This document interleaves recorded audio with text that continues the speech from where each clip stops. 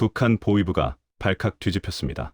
전국의 모든 검문소와 기차역에 한 청년의 사진이 붙었고 생포하라는 엄명이 떨어졌습니다. 양강도 해산의 평범한 짐꾼이었던 이 청년이 대체 무슨 일을 저질렀기에 북한 당국은 이토록 서슬 퍼런 전국 수배령을 내린 것일까요? 총부리를 겨누며 턱끝까지 쫓아온 보위부 요원들 앞에서 청년은 차가운 압록강, 물에 몸을 던지기 직전 마지막 한마디를 남겼습니다. 그 짧은 한마디는 추격하던 군인들을 얼어붙게 만들었고 훗날 북한 체제를 뒤흔든 전설적인 이야기가 되었습니다. 살아서 나가면 내가 본 진실을 온 세상에 알리겠다던 그 청년의 외침. 그리고 그가 목숨을 걸고 지키려 했던 충격적인 비밀은 과연 무엇이었을까요? 지금부터 북한 전역을 뒤흔든 그날의 긴박했던 탈출 이야기를 시작합니다. 영상을 보시기 전 구독과 좋아요는 저에게 큰 힘이 됩니다. 여러분, 북한에서도 가장 춥고 험하기로 소문난 양강도 해산이라는 곳을 아십니까? 겨울이면 눈이 무릎까지 차오르고 압록강에서 불어오는 칼바람에 귓바퀴가 떨어져 나갈 것 같은 곳이지요. 제가 살던 그곳은 희망이라는 단어가 사치인 땅이었습니다. 저는 군대를 갓 제대한 청년이었습니다. 10년 가까운 세월을 조국 보위라는 명목하에 청춘을 바쳤건만 제대하고 돌아온 고향집에서 저를 맞이한 것은 텅 빈 쌀독과 병환으로 누워 계신 홀어머니뿐이었습니다. 지녀가 고생 많았다며 제 손을 잡던 어머니의 손마디는 마치 마른 나뭇가지처럼 앙상했지요. 우리네 어르신들이 6.25 전쟁 직후 잿더미 위에서 가족을 먹여 살리려 애쓰던 그 시절의 고달픔이 아마 이와 같았을까요? 당에서 내려주는 배급은 끊긴 지 오래였습니다. 저 같은 청년들이 할 수 있는 일이라곤 장마당에서 무거운 짐을 나르는 치기꾼 노릇이나 목숨을 걸고 국경을 넘나드는 밀수꾼들의 뒤를 봐주는 일뿐이었습니다. 여러분도 아시다시피 북한은 동네 이장님부터 보위부 요원까지 모든 눈이 감시, 카메라처럼 작동하는 곳 아닙니까? 그 좁은 장마당에서 푼돈을 벌기 위해 몸을 부서져라 움직여도 어머니, 약값 한 번 대기가 하늘의 별 따기였습니다. 장마당은 우리네 재래시장과 비슷해 보이지만 그 속엔 서슬 퍼런 생존의 법칙이 흐릅니다. 옥수수 한 키 값이 오를 때마다 사람들의 눈엔 살기가 등등해지고 보위부 놈들은 단속이라는 핑계로 힘없는 상인들의 주머니를 털어가기 바빴지요. 저는 매일 아침 압록강 너머 중국 땅의 불빛을 보며 생각했습니다. 왜 저 강 하나 사이로 누군가는 배불리 먹고 우리는 굶어 죽어야 하는가? 그 시절에 저는 체제를 비판할 생각조차 못했습니다. 그저 하루 한 끼, 어머니께 따뜻한 강수강냉이죽 한 그릇 대접하는 것이 제 인생의 유일한 목표였으니까요. 하지만 그 평범한 효심조차 허락되지 않는 것이 북한의 현실이었습니다. 저는 살기 위해 점점 더 위험한 일에 손을 대기 시작했습니다.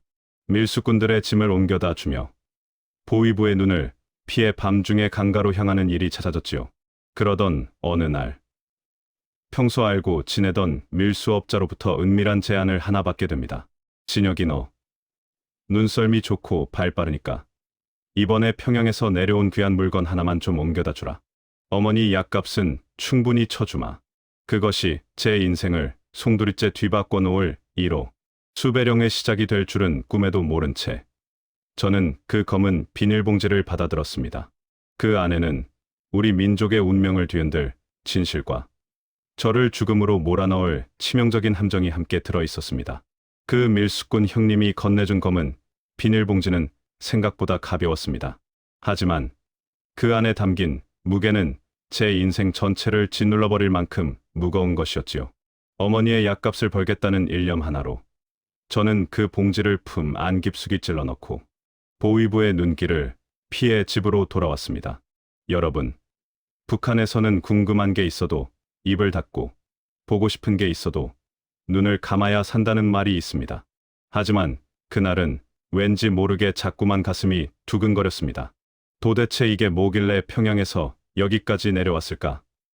하는 의문이 가시질 않았지요. 결국 저는 호기심을 이기지 못하고 어머니가 잠드신 야심한 시각에 화장실 구석에서 조심스럽게 그 봉지를 풀었습니다. 봉지 안에는 낡은 종이 뭉치와 작은 메모리 카드 하나가 들어 있었습니다. 종이 뭉치를 펼쳐본 순간 저는 제 눈을 의심했습니다.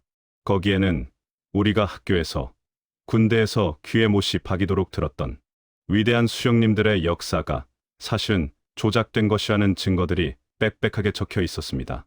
남조선은 미제 침략자들의 식민지가 아니라 세계 10위 안에 드는 경제 강국이다. 우리가 겪는 고난의 행군은 자연재해 때문이 아니라 체제의 무능 때문이다라는 문구들이 제 가슴에 비수처럼 꽂혔습니다.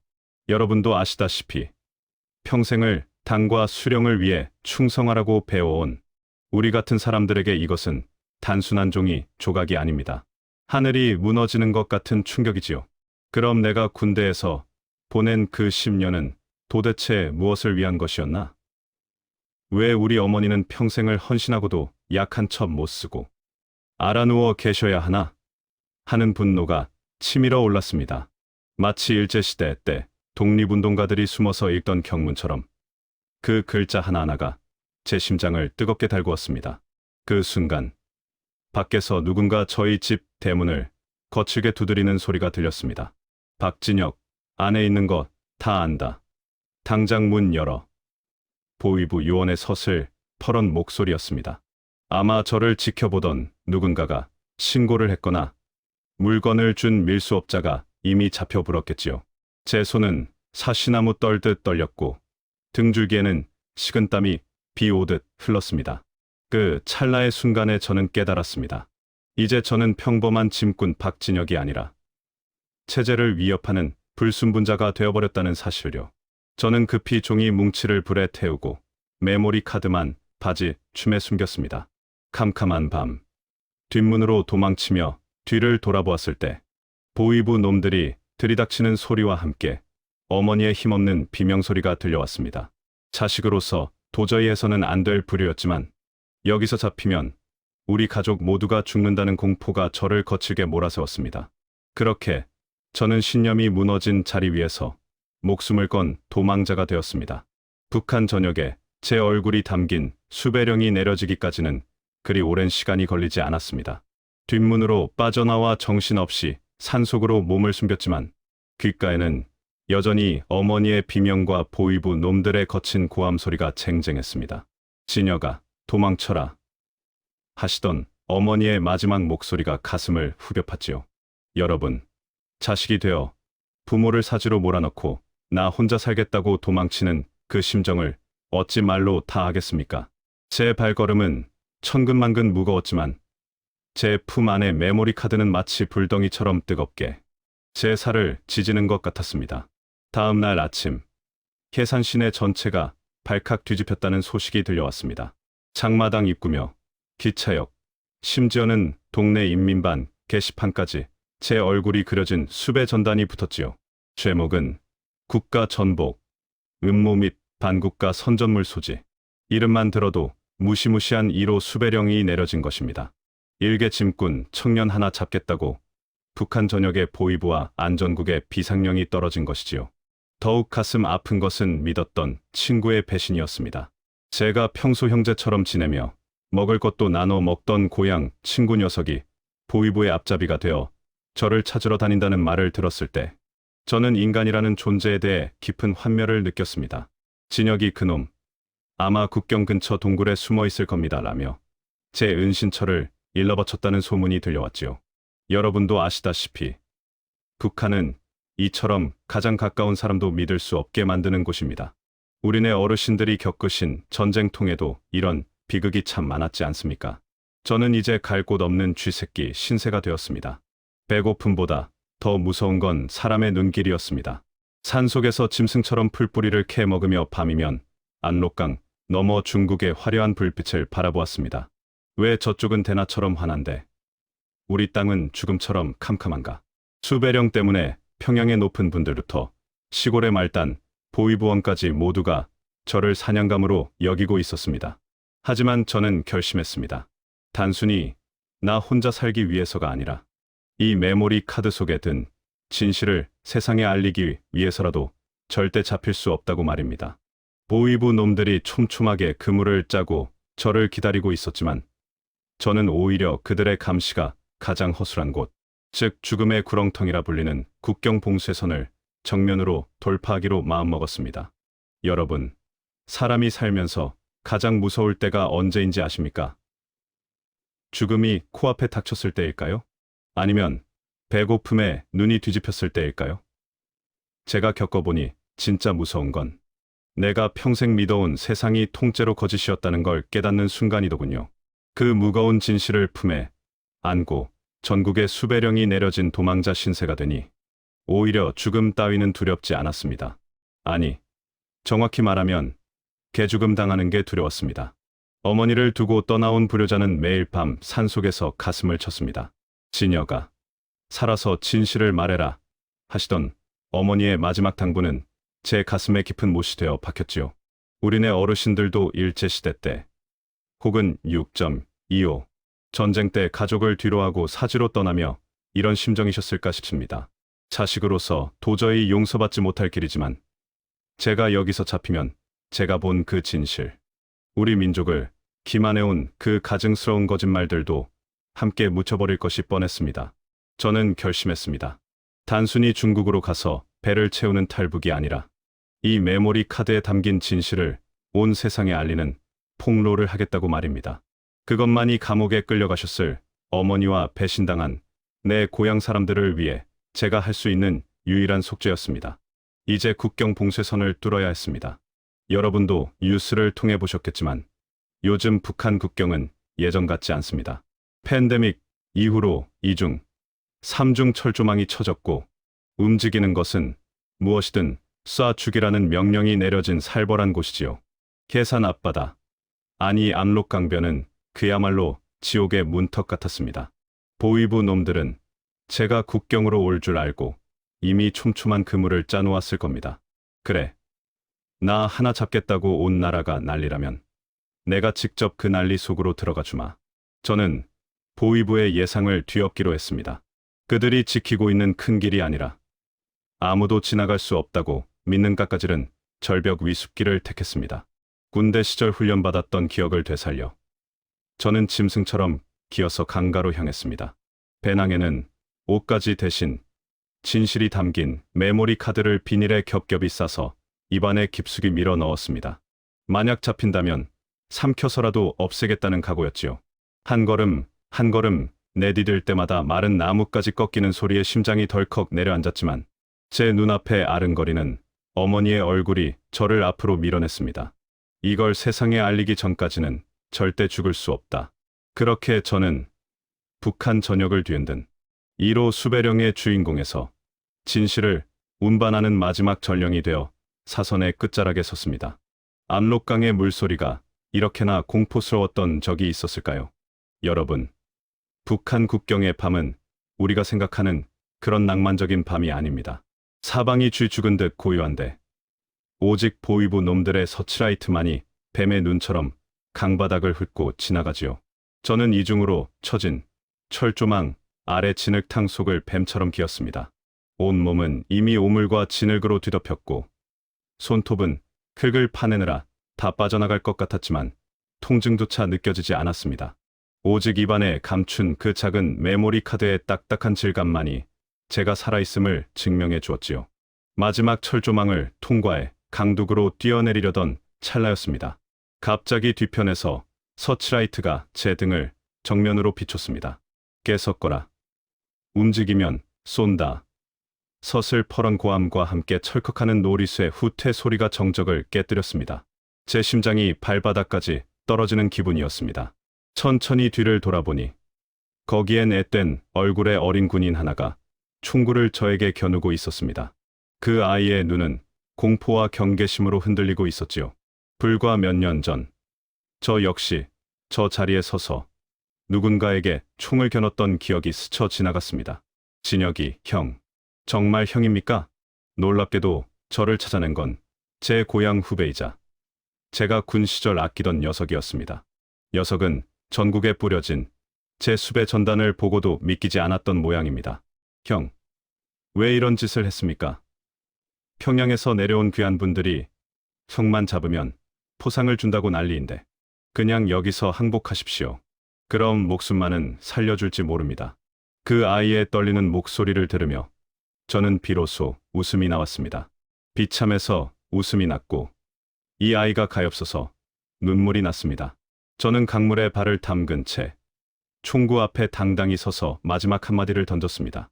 보위부 요원들이 멀리서 달려오는 소리가 들리는 가운데 제 목소리는 그 어느 때보다 단호했습니다. 얘야, 잘 듣거라. 너희가 지키는 건 조국이 아니라 거대한 감옥이다. 내가 오늘 이 강을 건너는 건 살기 위해서가 아니라 너희가 평생 속고 살았다는 그 진실을 세상에 외치기 위해서다. 똑똑히 보거라.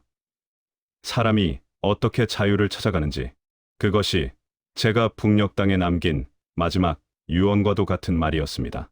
청년 박진혁이 아닌 진실을 목격한 한 인간으로서의 포유였지요. 그 어린 군인은 제 기세에 눌린 건지 아니면 제 말이 가슴에 닿은 건지 총을 든 손을 바르르 떨며 끝내 방아쇠를 당기지 못했습니다. 저는 그 틈을 놓치지 않고 차가운 압록강 물속으로 몸을 날렸습니다. 등 뒤로 뒤늦게 터져 나오는 총성들이 물살을 가르며 제 곁을 스쳐 지나갔습니다. 하지만 저는 멈추지 않았습니다. 어머니, 저 살아서 나갑니다. 살아서 이 모든 걸 알리겠습니다. 차가운 물속에서 저는 절규하며 반대편 어둠을 향해 필사적으로 팔을 저었습니다. 그것은 북한 전역에 내려진 수배령을 비웃는 한 청년의 위대한 승리였습니다. 압록강의 차가운 물살을 가르고 중국 땅에 닿았을 때 제 몸은 이미 제 것이 아니었습니다. 물에 젖은 옷은 영하의 기온에 순식간에 얼어붙어 갑오처럼 딱딱해졌고 한 걸음 뗄 때마다 얼음 조각이 살을 파고드는 것 같았지요. 하지만 쉴 틈이 없었습니다. 제가 강을 건너며 내뱉은 그 마지막 외침 때문이었을까요? 아니면 제가 가진 메모리 카드의 중요성 때문이었을까요? 북한 보위부는 국경 너머 중국 공안과 변방대에도 제 인상착의를 넘기며 전례 없는 협조 요청을 보냈습니다. 이제 저는 북한뿐만 아니라 중국 대륙에서도 쫓기는 신세가 되었습니다. 여러분, 북한 수배령이 중국까지 번진다는 게 얼마나 무서운 일인지 아십니까? 가는 곳마다 제 얼굴이 담긴 전단지가 나붙는 것 같았고 길에서 마주치는 모든 사람이 저를 잡으려는 사냥꾼처럼 보였습니다. 우리네 어르신들이 전쟁 피난길에 적군을 피해 산속으로만 숨어 다니던 그 막막한 심정이 이와 같았을까요? 저는 낮에는 짐승처럼 숲이나 하수구에 몸을 숨기고 밤에만 북극성을 지표 삼아 남쪽으로, 더 남쪽으로 걸었습니다. 언어 한마디 통하지 않는 타국 땅에서 제가 믿을 수 있는 건 오직 제 두 다리와 입안에 숨긴 메모리 카드뿐이었습니다. 배고픔은 차라리 참을 수 있었습니다. 하지만 자고 나면 들려오는 어느 마을에서 탈북자 몇 명이 잡혀 나갔다더라 하는 소문들은 제 목을 조르는 밧줄 같았습니다. 한 번은 배고픔을 이기지 못해 어느 민가의 옥수수 더미를 뒤지다가 주인에게 들킨 적이 있었습니다. 공안에 신고할까봐 겁에 질려 도망치려는데 그 중국인 아주머니가 제 행색을 보더니 말없이 따뜻한 만두 몇 알을 내어주더군요. 그 만두를 씹으며 저는 눈물을 쏟았습니다. 나는 조국에서 범죄자라며 쫓기는데 이름 모를 타국 여인은 나를 사람으로 봐주는구나. 하지만 감동도 잠시였습니다. 제가 머물렀던 마을 인근까지 북한 보위부 요원들이 사복을 입고 넘어와 저를 뒤쫓고 있다는 첩보를 들었습니다. 그들은 돈을 풀며 조선족들에게 제 행방을 묻고 다녔지요. 박진영만 잡으면 평생 먹고 살 돈을 주겠다는 감언이설로 제 주변을 옥죄어 왔습니다. 저는 다시 길을 떠나야 했습니다. 신발이 다 떨어져 발바닥이 피떡이 되어도 멈출 수 없었습니다. 제가 여기서 잡히면 제가 본 그 진실, 그 어린 군인에게 당당히 외쳤던 그 말이 모두 거짓이 되어버리기 때문입니다. 살아서 증언하겠다는 그 약속 하나를 지키기 위해 저는 대륙의 거대한 어둠 속으로 다시 몸을 던졌습니다. 보이지 않는 창살 없는 감옥, 중국에서의 도피 생활은 그렇게 제 영혼을 갉아먹고 있었습니다. 중국 대륙을 가로지르는 여정은 그야말로 지옥의 연속이었습니다. 북한 보위부의 끈질긴 추격과 중국 공안의 촘촘한 그물망을 피해 저는 이름도 모르는 산맥을 넘고 짐짝처럼 트럭 짐칸에 실려 동남아시아 국경지대까지 흘러왔습니다. 여러분, 며칠 밤낮을 씻지도 못하고 썩은 냄새가 나는 짐칸에 갇혀 지내보셨습니까? 그 시절 우리네 어르신들이 전쟁통에 피난 열차 지붕 위에 매달려 가던 그 처절함이 아마 이와 같았을 겁니다. 드디어 태국으로 가는 마지막 관문, 메콩강 앞에 섰을 때 제 몰골은 이미 사람의 형상이 아니었습니다. 발바닥은 다 터져 진물이 굳어 있었고 눈은 며칠째 잠을 못 자 핏발이 서 있었지요. 하지만 제 입안에는 여전히 그 딱딱한 메모리 카드가 들어 있었습니다. 그것이 제 몸의 일부인 양, 아니 제 영혼의 무게인 양. 저는 그것을 꽉 물고 있었습니다. 이것만 건너면 된다. 이것만 건너면 내가 본 진실이 세상의 빛을 본다. 칠흑 같은 어둠 속에서 낡은 목선에 몸을 실었습니다. 메콩강의 검은 물결은 마치 집어삼킬 듯이 소용돌이치고 있었지요. 사방에서 들려오는 정체 모를 짐승의 울음소리와 강물을 가르는 노 젓는 소리가 심장을 조여왔습니다. 만약 여기서 강물에 빠져 죽는다면 제가 해산 강둑에서 그 어린 군인에게 당당하게 외쳤던 그 말들은 다 허공으로 흩어지는 것이 아니겠습니까? 나는 죽어도 진실은 살아야 한다는 일념으로 저는 뱃머리를 꽉 움켜쥐었습니다. 강 중간쯤 왔을 때였습니다. 멀리서 태국 국경 수비대의 서치라이트가 강면을 비추기 시작했습니다. 들키면 끝장이다. 드로커의 다급한 속삭임에 저희는 모두 숨을 죽이고 배 바닥에 납작 엎드렸습니다. 그 찰나의 순간 저는 북에 두고 온 어머니와 제가 등 뒤로 했던 그 수많은 거짓의 땅을 떠올렸습니다. 우리 부모님 세대가 목숨 걸고 자유를 찾아 남쪽으로 내려오던 그 간절한 기도가 제 입술에서도 새어나왔습니다. 하늘이시여, 제발 이 진실만은 지켜주십시오. 긴장 속에 얼마나 시간이 흘렀을까. 마침내 배가 태국 땅 진흙벌에 닿았습니다. 저는 배에서 내리자마자 진흙 속에 얼굴을 파묻고 흐느꼈습니다. 압록강을 건널 때도 중국 산속에서 굶주릴 때도 참았던 눈물이 터져 나왔지요. 이제는 더 이상 1호 수배령에 쫓기는 도망자가 아니라 대한민국이라는 이름의 자유를 향해 걸어가는 한 인간이 된 것입니다. 영사관 직원분이 저를 맞이하며 고생 많으셨습니다. 이제 대한민국이 당신을 지켜줄 겁니다라고 말했을 때 저는 참았던 숨을 토해내며 입안에 숨겼던 메모리 카드를 꺼내 보여주었습니다. 그것은 피와 눈물로 젖어 있었지만 그 무엇보다 눈부시게 빛나고 있었습니다. 이걸 알리기 위해 왔습니다.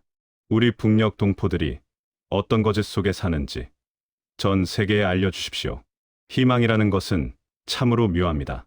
다 죽어가던 제 몸에 다시금 생기를 불어넣고 굳게 닫혔던 제 입을 열게 했으니까요. 이제 마지막 비행기만 타면 그토록 그리던 자유의 품에 안길 수 있다는 생각에 저는 그날 밤 평생 처음으로 두 다리를 뻗고 깊은 잠에 들 수 있었습니다. 인천공항의 밝은 전광판 아래 섰을 때 저는 한동안 발걸음을 떼지 못했습니다. 평생을 전국 수배령에 쫓기며 어둠 속에서만 살던 제 눈에 한국의 밤거리는 마치 보석을 뿌려놓은 듯 찬란했지요. 여러분, 스문의 시간 불이 꺼지지 않는 서울의 밤을 처음 봤을 때 그 충격을 아십니까? 북한에서는 평양의 중심가조차 밤이면 죽은 듯 고요한데 이곳은 온 세상이 생명력으로 가득 차 있었습니다. 정착 초기, 마트의 산더미처럼 쌓인 물건들을 보며 저는 입을 다물지 못했습니다. 이게 다 배급 없이 살 수 있는 물건이란 말인가? 싶었지요. 우리네 어르신들이 전쟁 이후 가난을 딛고 한강의 기적을 일궈내신 덕분에 오늘날 우리가 이런 풍요를 누리고 있다는 생각에 깊은 존경심이 들었습니다. 하지만 풍요로움보다 저를 더 울게 만든 건 화장실에서도 길거리에서도 그 누구의 눈치도 보지 않고 내 생각을 말할 수 있는 자유 그 자체였습니다. 저는 입국하자마자 제가 가져온 메모리 카드를 세상에 공개했습니다. 그 안에 진실이 언론을 통해 보도되던 날, 저는 서울 한복판에서 북녘 하늘을 향해 소리 없이 외쳤습니다. 어머니, 저 약속 지켰습니다. 제가 본 진실을 온 세상이 알게 되었습니다. 이제 저는 더 이상 도망자 박진혁이 아닙니다. 저는 북한의 실상을 전하는 목격자이자 자유의 소중함을 전파하는 대한민국의 국민으로 다시 태어난 것입니다. 가끔은 압록강 강둑에서 저를 놓아주었던 그 어린 군인, 후배가 생각납니다. 녀석도 이제는 조금 더 자랐겠지요. 제가 남긴 마지막 한마디가 그 아이의 가슴 속에서 작은 씨앗이 되었기를 간절히 기도합니다. 너희가 지키는 건 조국이 아니라 감옥이다라는 그 말이 언젠가 그 아이가 총을 내려놓고 자유를 선택하게 만드는 힘이 되길 바랍니다. 여러분, 우리는 너무나 당연하게 자유를 누리고 살지만 저 강 너머에는 아직도 진실 한 조각을 알기 위해 목숨을 거는 청년들이 있습니다. 북에 두고 온 어머니와 고향 친구들이 사무치게 그리운 밤이면 저는 오늘도 다짐합니다. 우리 세대가 가기 전에 반드시 통일의 문이 열려 그들에게 이 자유를 선물하겠다고 말이죠. 제 이야기를 끝까지 들어주셔서 정말 고맙습니다. 여러분이 보내주시는 따뜻한 관심과 응원이 저 같은 탈북민들에게는 고향 땅의 정보다 더 큰 힘이 됩니다. 통일되는 그날까지 저는 멈추지 않고 진실의 노래를 부르겠습니다. 재밌게 보셨다면 구독, 좋아요 눌러주세요.